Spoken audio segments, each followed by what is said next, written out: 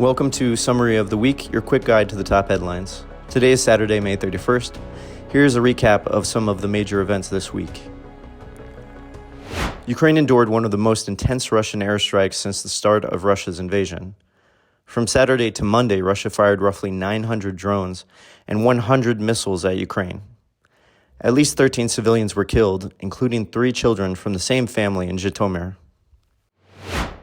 Also, over the weekend, Ukraine and Russia finished the biggest ever prisoner swap of the war, completing a 1,000 for 1,000 POW exchange from Friday to Sunday. The POW exchange was negotiated between Kyiv and Moscow and Turkey on May 16th. On Monday, the Dutch Ministry of Defense confirmed it had sent 6 more F-16 fighters, the final batch of 24 it promised Ukraine. The Netherlands has been a key ally. F-16s are especially useful in bringing down Russian cruise missiles. The Dutch are transitioning to F-35s. Russia seized 4 border villages in Ukraine's northeastern Sumy region on Monday. The residents of the villages were evacuated beforehand. Ukrainian defenses halted further Russian advances, the head of the Sumy Regional Military Administration said.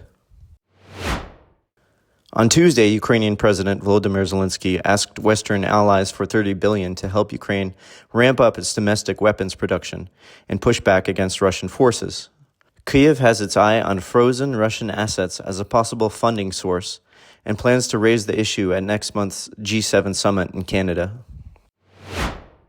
The EU Council reported Tuesday it had launched a $170 billion joint defense procurement and Ukraine support fund aiming to reverse the imbalance seen last year when it spent more on Russian energy imports than military aid to Ukraine.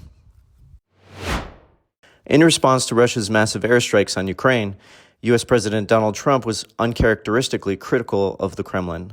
On Monday, he wrote that Russian leader Vladimir Putin had gone absolutely crazy. Then Tuesday, he said, "What Vladimir Putin doesn't realize is that if it weren't for me, lots of really bad things would have already happened to Russia.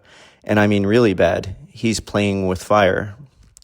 On Wednesday, Trump reiterated that he was very disappointed with Russia's escalating attacks on Ukraine.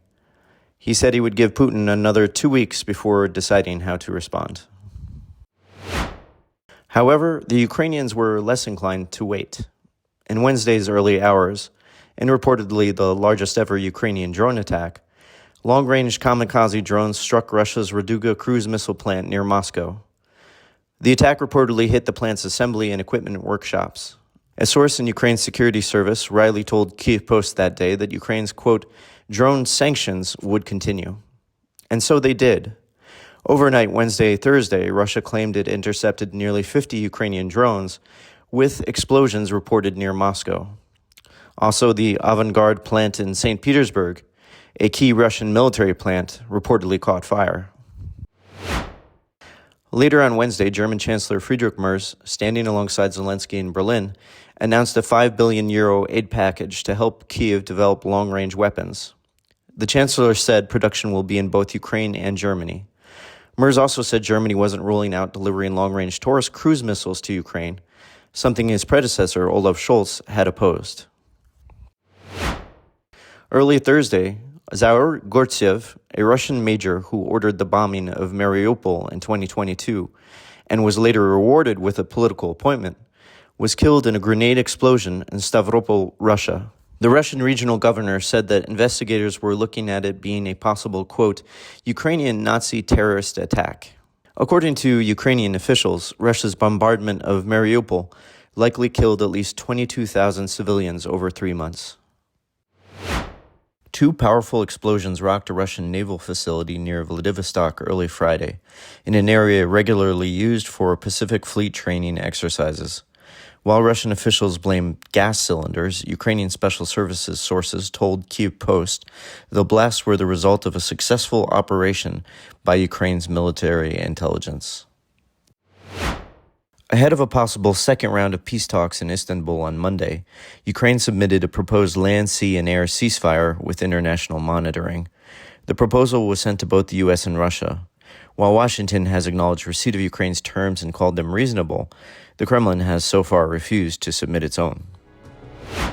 Thanks for watching this week's Summary of the Week. Don't forget to like, subscribe, and stay informed.